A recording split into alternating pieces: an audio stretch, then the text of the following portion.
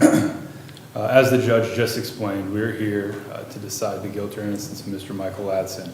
And as of right now, the state is charged him with attempted second-degree murder.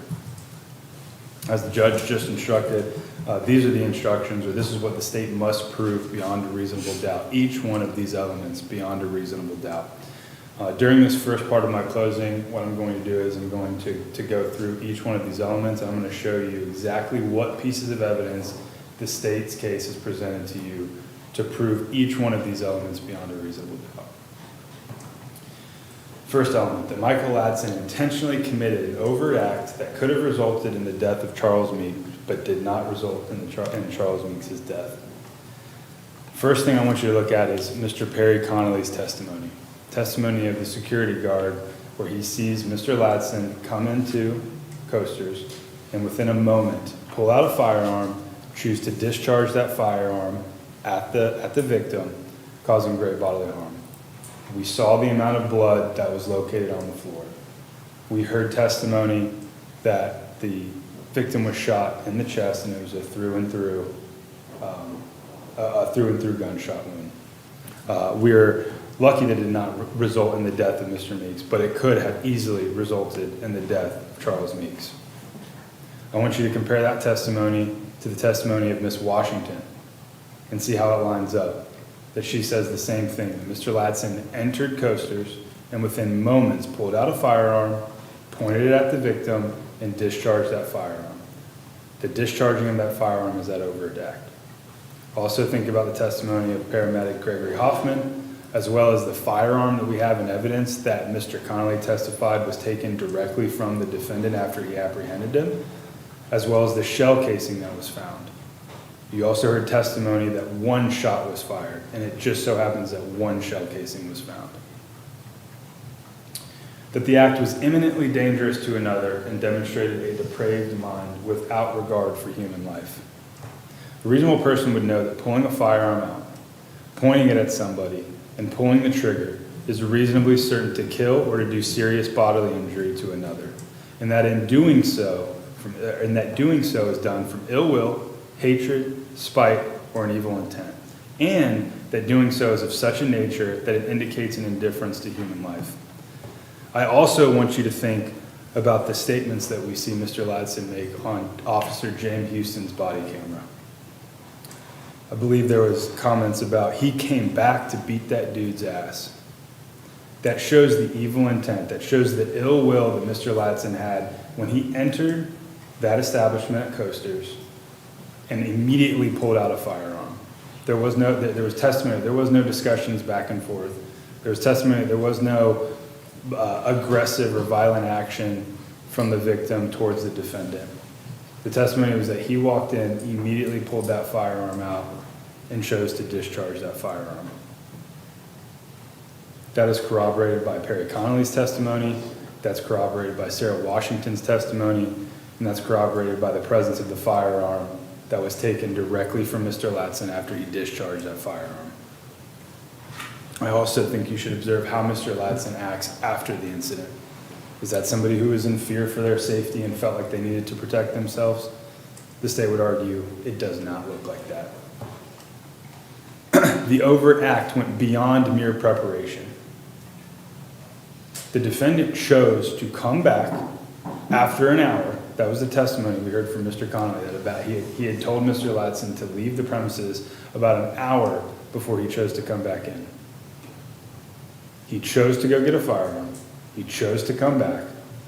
And he made the overt act of pulling that firearm out, pointing it at Charles Meeks, and discharging that firearm at Charles Meeks. Mr. Connolly's testimony corroborates that. Ms. Washington's testimony corroborates that. The presence of the firearm and the shell casing all corroborate that. And the state believes that we've proven that beyond a reasonable doubt. Now, there's also some other instructions, some special questions that are asked on that verdict form. The aggravation of an attempted second-degree murder by use of a firearm. If you find that Michael LADSON committed attempted second-degree murder, and you also find beyond a reasonable doubt during the commission of the crime he personally used a firearm, you should find him guilty of attempted second-degree murder with the firearm. Mr. Connolly's testimony supports that Mr. LADSON entered Coasters with a firearm and used a firearm to commit an overt act that signaled that he had a depraved mind with no regard for human life. Ms. Washington's testimony corroborates that, and yet again, the presence of the firearm corroborates that. Possession of a firearm and the discharge causing great bodily harm. I've talked multiple times already about how he had a firearm. We heard testimony from both of the eyewitnesses that Mr. LADSON discharged that firearm. And we heard testimony from Officer Albrecht that when she got on scene, the victim was sitting on the ground and he had a through and through gunshot wound through his upper chest. We heard testimony from the paramedic about that same wound. We saw videos, we saw pictures, and we heard testimony about the amount of blood that was on the ground. And I think when you look at the medical records, you're going to see a little bit more as well.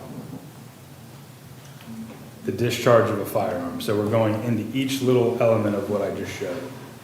Mr. Connolly's statement, Ms. Washington's statement, the firearm itself, and the shell casing.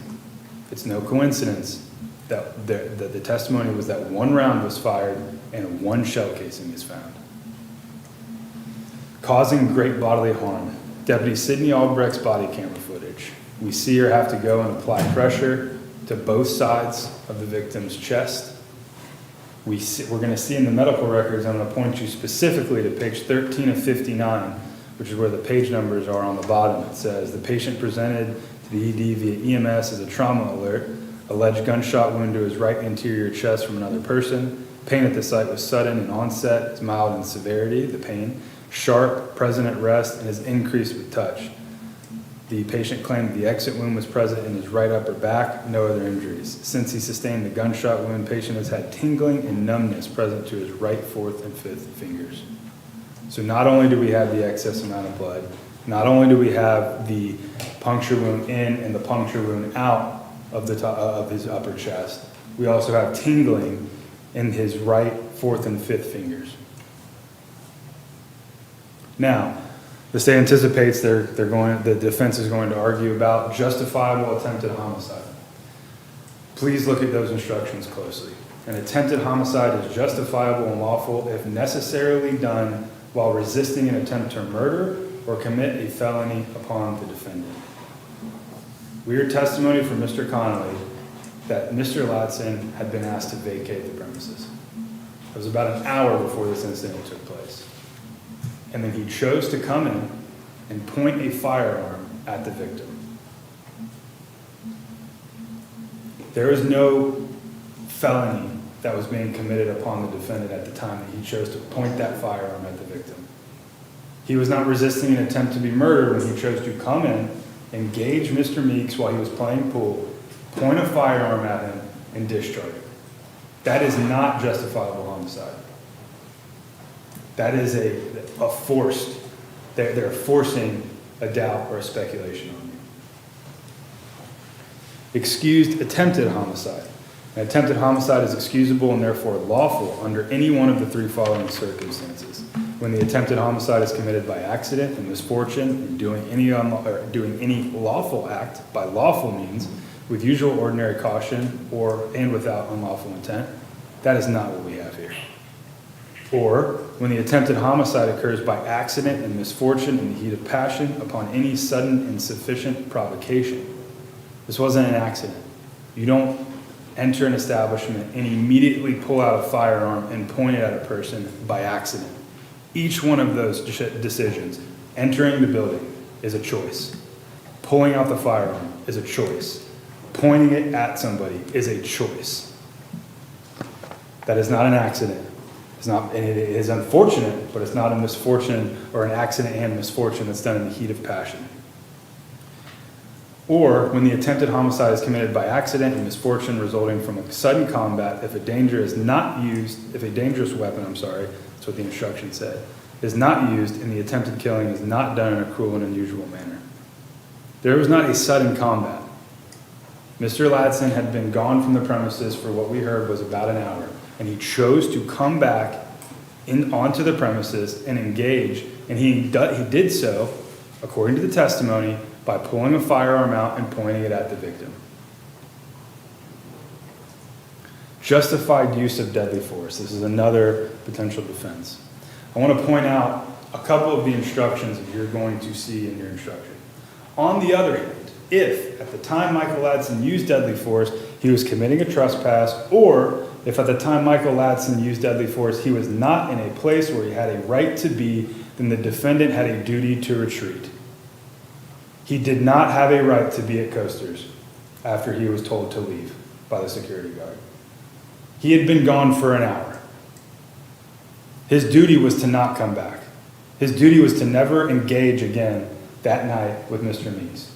But he chose to not do that. He chose to engage. He had a duty to retreat. Another instruction that you'll read in the justified use of deadly force. However, the use of deadly force is not justified if you find that Michael LADSON used force or the threat of force to initially provoke the use of force against himself, unless the force asserted toward the defendant was so great that he reasonably believed that he was in imminent danger of death or great bodily harm, and had exhausted every reasonable means to escape the danger other than using deadly force on Charles Meeks. Or, in good faith, Michael LADSON withdrew from physical contact with Charles Meeks and clearly indicated to Charles Meeks that he wanted to withdraw and stop the use of deadly force, but Charles Meeks continued or resumed the use of deadly force. With respect to that first one, and exhausted every reasonable means to escape the danger. He went into the establishment and immediately pulled a gun. He was the one that provoked any sort of potential aggression that the victim may have shown. He was the one who went in and pulled a firearm before any talk of the pool cue ever happened, according to Mr. Connolly's testimony. With respect to the second one,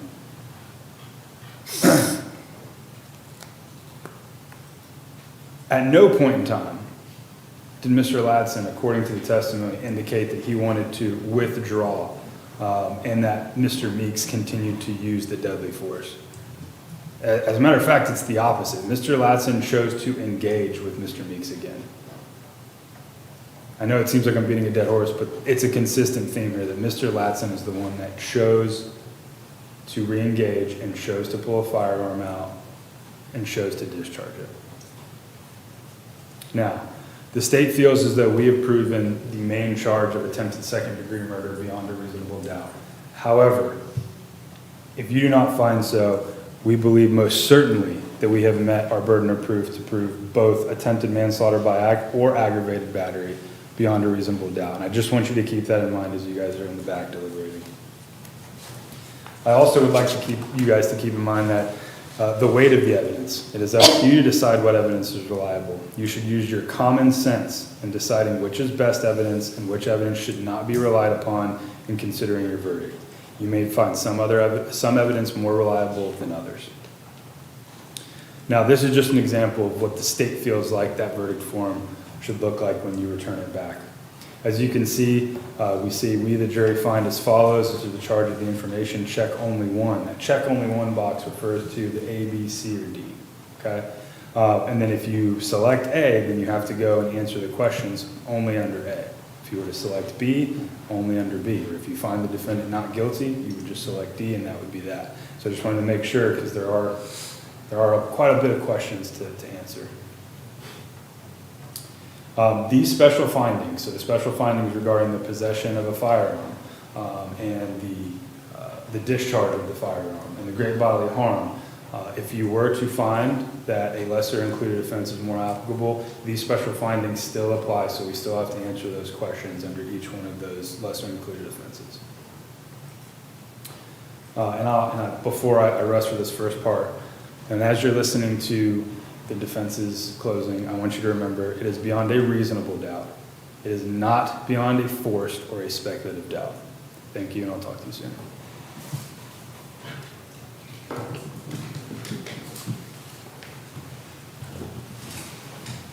Your Honor, State, ladies and gentlemen of the jury, I told you in my opening that I'd remind you, and the judge has stated in the instructions, that reasonable doubt can arise from the evidence, conflicts in the evidence, or the lack of evidence. So let's examine the state's case.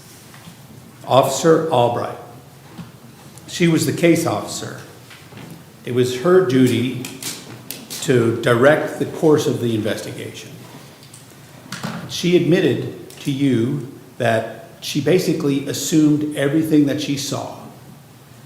She assumed everything that was told to her by 2 eyewitnesses. No independent investigation was done at all.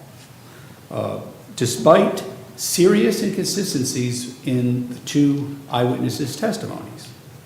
She directed no fingerprints to be taken, no DNA to be taken, no gunshot residue tests to be made, no ballistics tests to be made on the shell that was expended.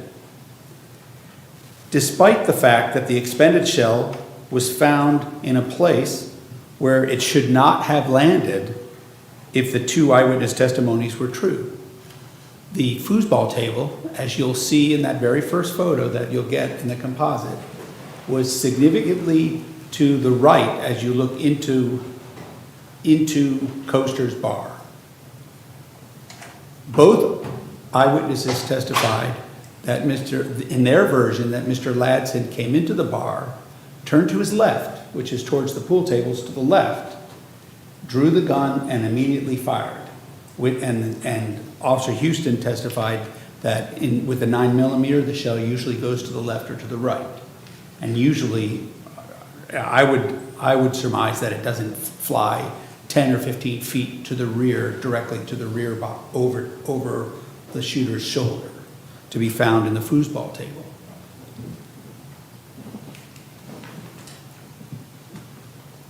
She certainly must have heard Mr. Ladson yelling a totally different story while he was sitting on the curb.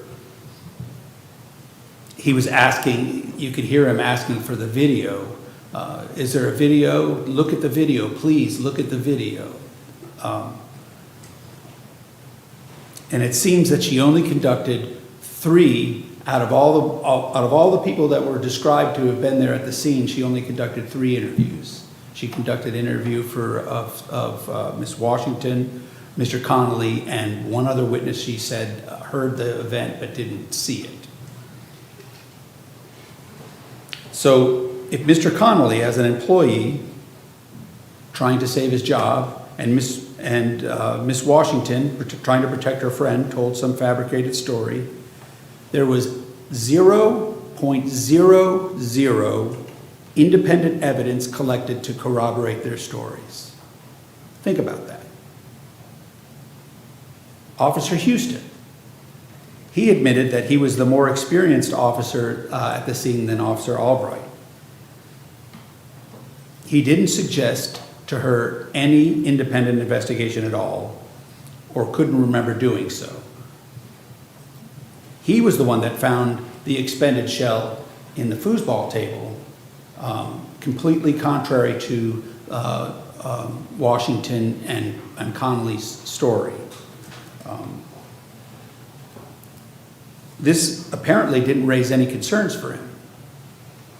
Again, he didn't suggest fingerprints, he didn't suggest DNA, he didn't suggest gunshot residue tests, he didn't suggest combing the bar for other firearms, he didn't suggest doing any ballistic tests on the expended shell. So you, as the jury, don't have any of that evidence. There's a lack of that evidence. And it was his body cam that caught Ladson describing a completely different set of facts.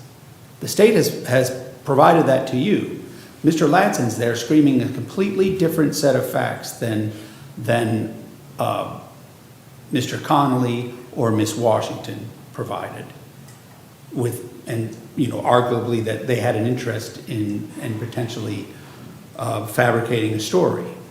So they don't consider that this evidence that they were handed could be some made-up story. They don't consider, the two law enforcement officers don't consider that at all, and no independent investigation was made in any form.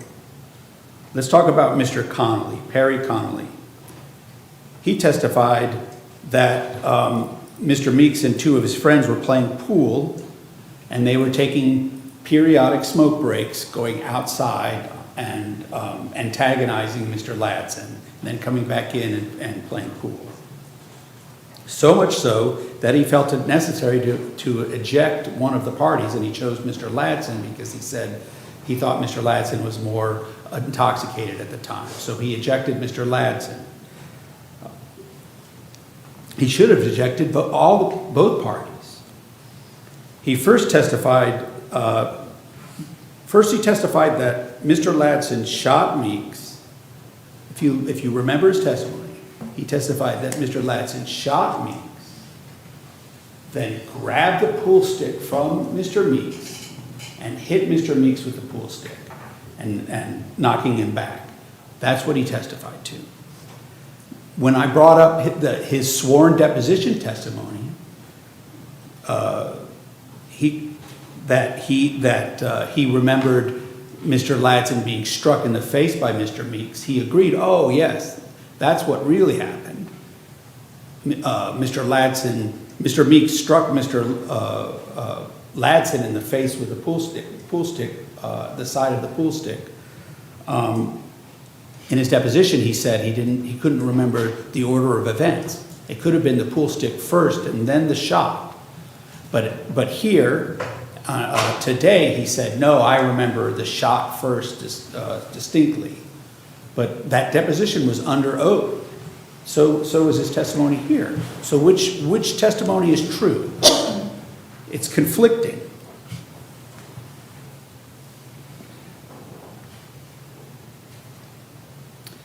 Lastly, he testified that the gun was black with a silver slide. And you've seen the gun.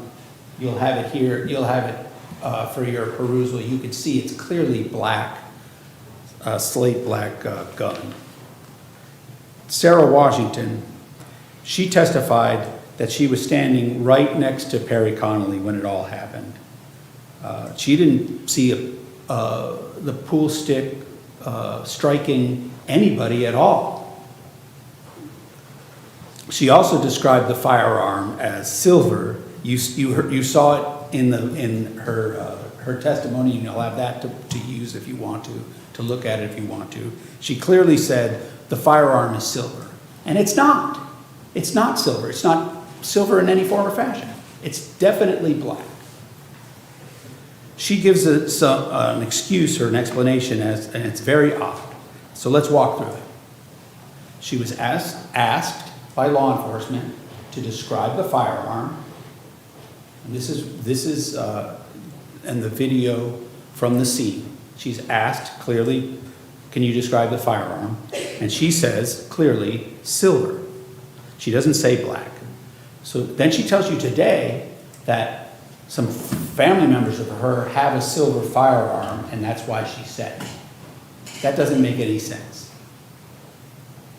She also stated that she had been drinking 3 to 4 drinks. The state said, oh, was that in 3 hours? And she said, yes, it must have been in 3 hours. She admitted that she was there to see her good friend, Perry Connolly, who was the bouncer. As I mentioned in my opening, this case is basically the eyewitness testimony of Sarah Washington and Perry Connolly against Mr. Ladson's plea of not guilty. That's what it is. The state has presented these 4 witnesses that I've gone over. But let's talk about those eyewitnesses. Perry Connolly's investment in this, or interest in this case, is I would argue is his job security.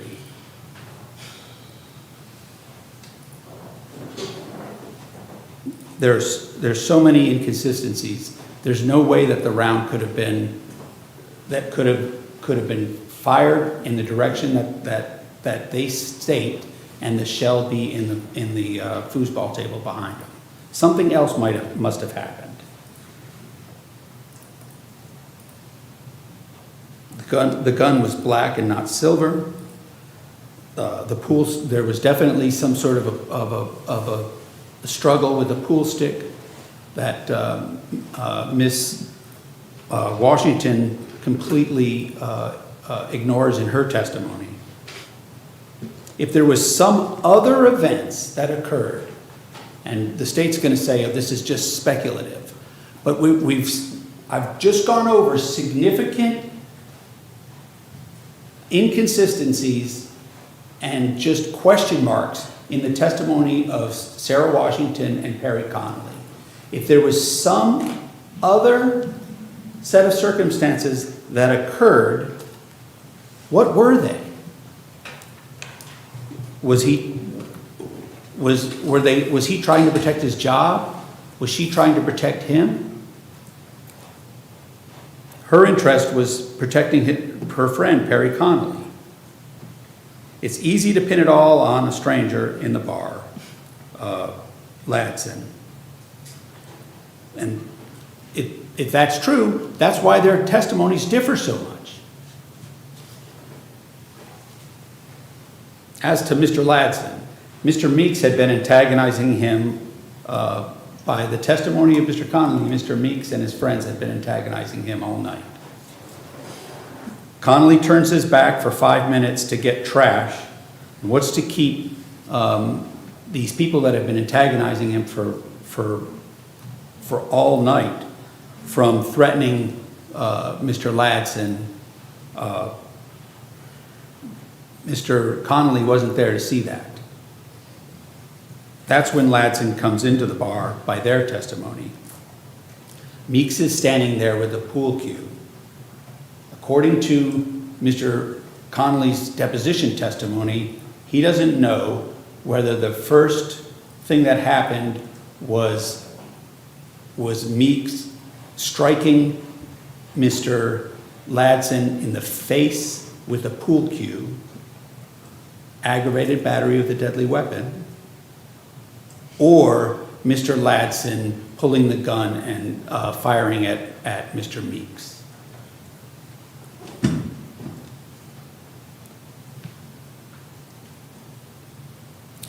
If he's standing there in a threatening manner with a pool cue, that could have, in and of itself, filled Mr. LADSON with fear that his life was in danger, or that he was about to get struck in the face with that pool cue.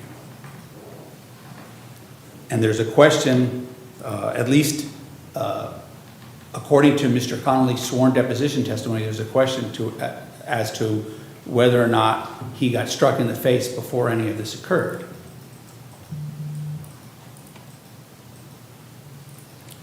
Questions. The state keeps on saying it's not a coincidence that there's just one shot and one round. This round, the magic round is 15 feet, 10 to 15 feet behind them. You can judge by the photograph as to where that round should have landed. On the floor to the right, in the middle of the bar, is where it should have landed. You can judge yourself. Also, the testimony of Mr. Connolly and Miss Washington is that without any provocation or seemingly any reason, Mr. LADSON comes into the bar, pulls a gun. According to Miss Washington's testimony, walks in, pulls a gun from his backpack, points it at Mr. Meeks, and shoots him in cold blood for no reason, with nothing to provoke him or anything. The state has provided you no real motive for Mr. LADSON, no real story for you to understand, no narrative, no storyline that's believable. The inconsistencies in the testimony are more, they seem more to describe what's really happening here, in that Washington's testimony and Connolly's testimony are not what really went down at that bar, and that you're not given any evidence to fill in the gaps and the questions that you should have based upon the evidence that was provided. It's that lack of evidence. You don't have it. You don't have the evidence. So, first, with respect to the verdict form here, the state has to put competent evidence that an event even took place. And I believe that the fact that the law enforcement officers did nothing, absolutely nothing, to corroborate the very good chance, based upon the inconsistencies of the eyewitness testimony, that something else occurred, that there's reasonable doubt, and you should find the defendant not guilty all the way down at the bottom of the form D. You should find him not guilty. I also believe that if you were to believe Mr. Connolly's testimony, at least his sworn deposition testimony, there's enough evidence that Mr. Meeks threatened and struck Mr. LADSON, and doing overt acts himself that would put fear and trepidation into Mr. LADSON enough that he defended himself, so that his actions were justifiable. So in both circumstances, if his acts are justified by Mr. Meeks's acts, or you don't really know what happened at all, you should find the defendant not guilty. Thank you. Mr. Gomez.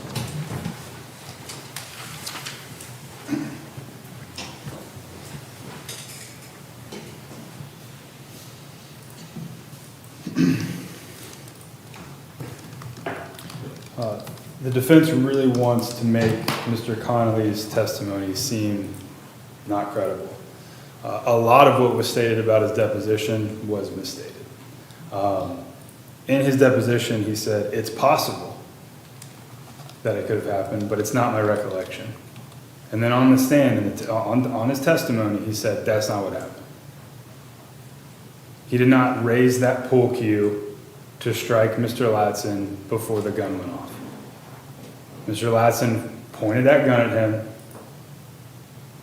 and discharged it. And we heard Mr. Connolly's testimony that it was almost like a bang-bang type of occurrence, I think that's what his testimony was.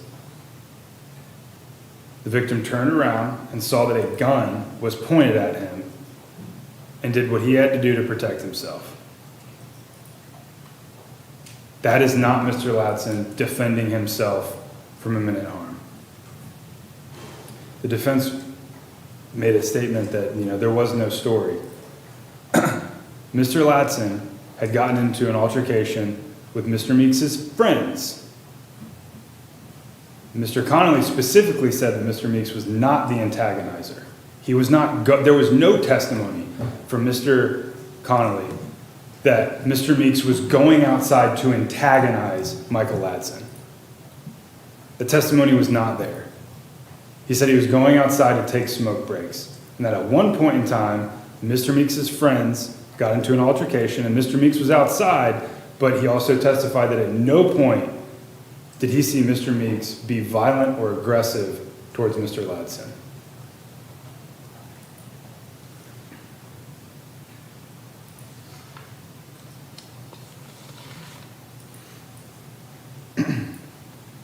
With Miss Washington, I think it's clear from the video that she was shaken up.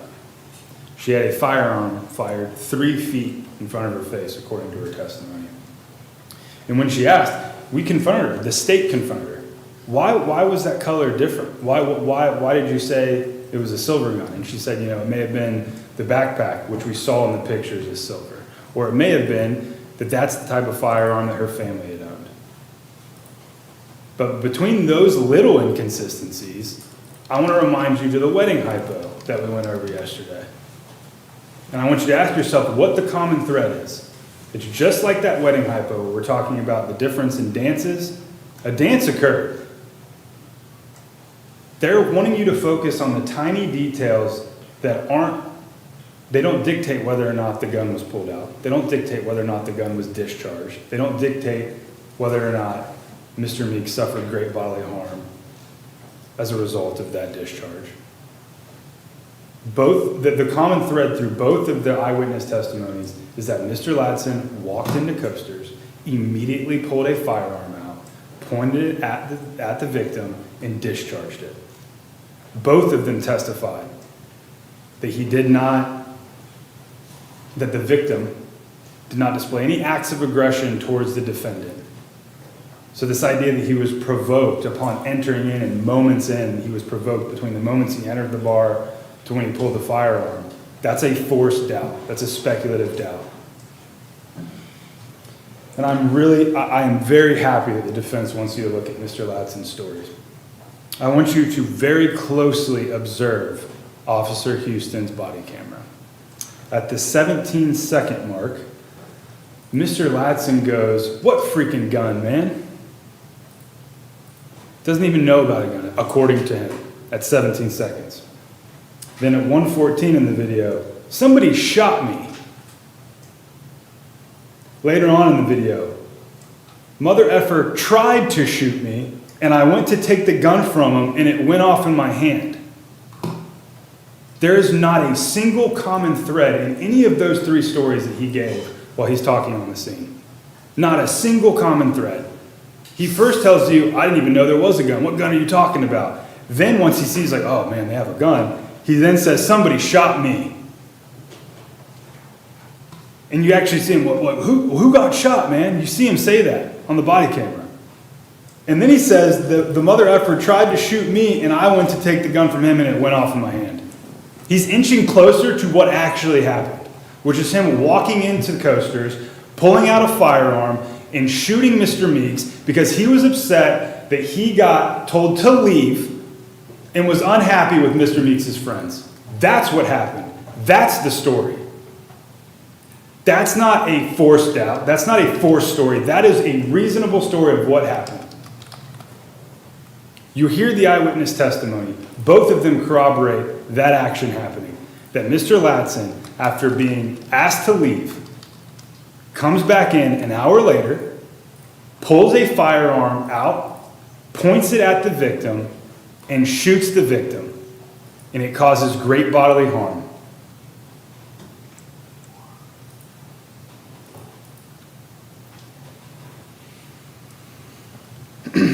The defense wants you to believe that Mr. Connolly was fabricating a story to keep his job security.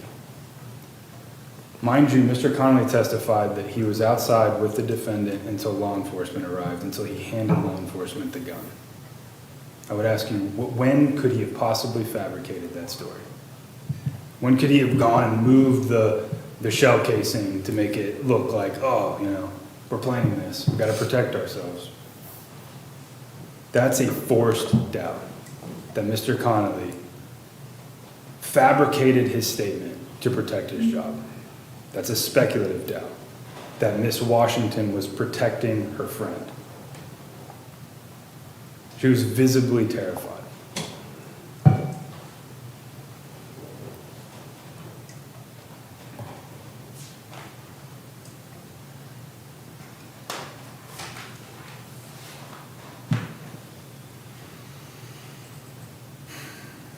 They want to say that because he had a pool cue in his hand, Mr. Ladson was in fear for his safety.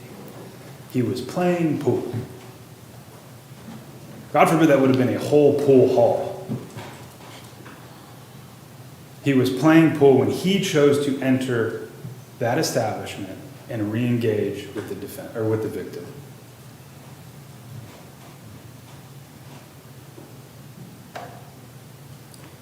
Ladies and gentlemen, the state feels as though it is proven beyond a reasonable doubt that Mr. LADSON went in to Coasters. He committed an overt act by pulling the firearm out, by pointing it at Mr. Meeks, by discharging that firearm and causing great bodily harm to Charles Meeks.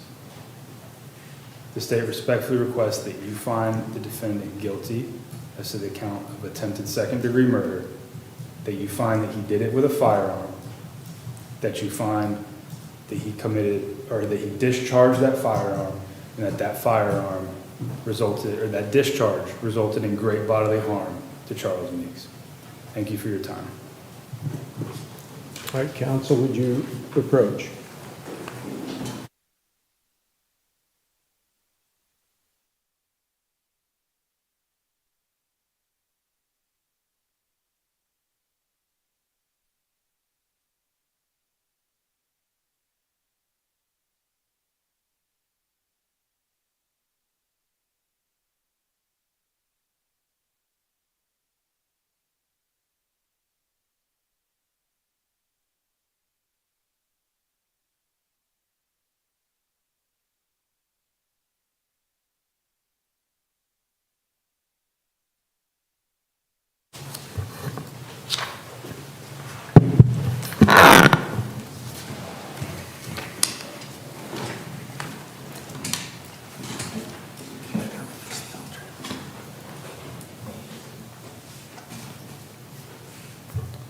This is one of the most uncomfortable times a trial judge, at least this trial judge, has in these proceedings.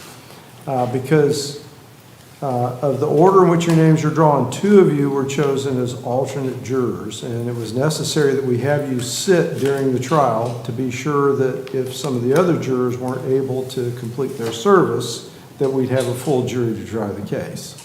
Well, everyone's been able to complete their service up to this point, and so it's my obligation to discharge the alternate jurors. Of course, I hope you understand that our procedures didn't permit us to let you know which one of you were the alternates or not.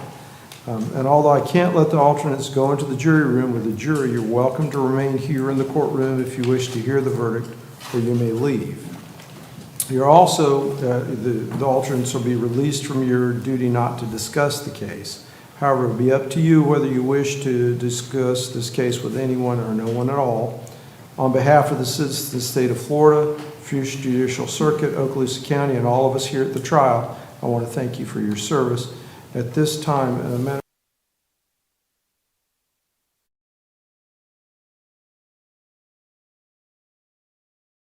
you'll be released at this time. The bailiff will take you to the jury room and get your materials.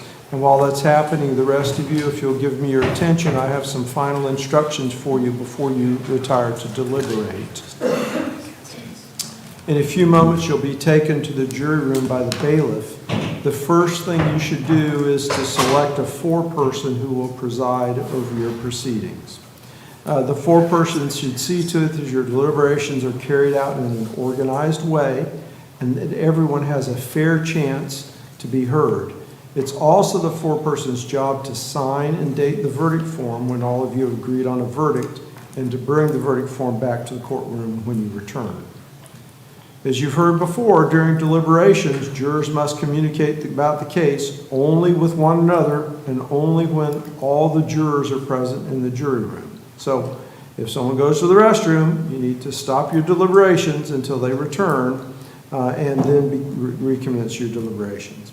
You are not permitted to communicate with any person outside of the jury about this case. And until you've reached a verdict, you must not talk about this case in person or through any electronic means, such as the telephone or email or a tweet or a text or anything else. Do not contact anyone to assist you during your deliberations. These communication rules apply until I discharge you at the end of the case. If you become aware of a violation of these instructions or any others, you must let me know by giving a note to the bailiff. During your deliberations, if you need to communicate with me, send a note through the bailiff. However, I caution you, if you voted Don't disclose your vote or any split in your vote in any note that you send to me. If you have a question, I will talk with the lawyers before I answer, so it may take some time. You should continue deliberations while you wait for my answer. I'll answer your questions if I'm possible in writing, or I'll return you to the courtroom to answer orally. As you've heard, during the trial, certain items were received in evidence as exhibits, and you may examine whatever exhibits you think will help you during your deliberations. A couple of those exhibits are DVD. We have a presenter back there that's available for you to use to view those. Hold on, though, Mr. Gomez, have they been edited to remove the irrelevant portions, or did you do that on the fly? No, those were edited, Your Honor, and I presented them to Mr. So the jurors are free to view Yes. the whole DVD? Yes, Your You Honor. agree, Mr. Riasti, there's no issues with? Yes, Your Honor. And just Okay. for the record, there are All right. USBs, Your Honor, not. I'm sorry, I USB. just- Apologize. I guess it shows my age. At least I didn't say tape. But there's a presenter back there that you'll have to view those and use those. Now, there's two exceptions, of course, that's the firearm and the casing. If you need to see those, give a note to the bailiff and we'll bring you back to the courtroom and we'll let you look at that while you're in here. I caution you, however, that while you're in the courtroom, you should engage in no deliberations. In preparation for viewing something in courtroom, I'd suggest that you discuss among yourselves any particular things that you might want to see about those items. So, and if you have those particular things, then you can say to the bailiff when you send the note out, we want to see these particular things about that, the firearm or the shell casing. So make a list, and they'll be sure as they're displayed to you that you'll be able to see everything that you desire. But you cannot conduct any deliberations in the courtroom. Those may only take place in the jury room. And one last thing. The exhibits will be reviewed by the lawyers to be sure everything's complete, nothing's missing, and no extraneous materials are there, and they'll confirm that. In addition, we noticed during the reading of the instructions that there are a few hiccups that I'm going to have removed before the written ones come to you so that they'll be complete and accurate. So it may be a few minutes before those things come back to the jury room for you. In addition, there'll be one copy of the verdict form for you. Now, finally, in closing, let me remind you that it's important that you follow the law spelled out in these instructions in deciding your verdict. There are no other laws that apply to this case. Even if you do not like the laws that must be applied, you must use them. For over 2 centuries, we've lived by the Constitution and our laws. No juror has the right to violate the rules that we all share. With that, you may retire to deliberate your verdict. All rise for the jury.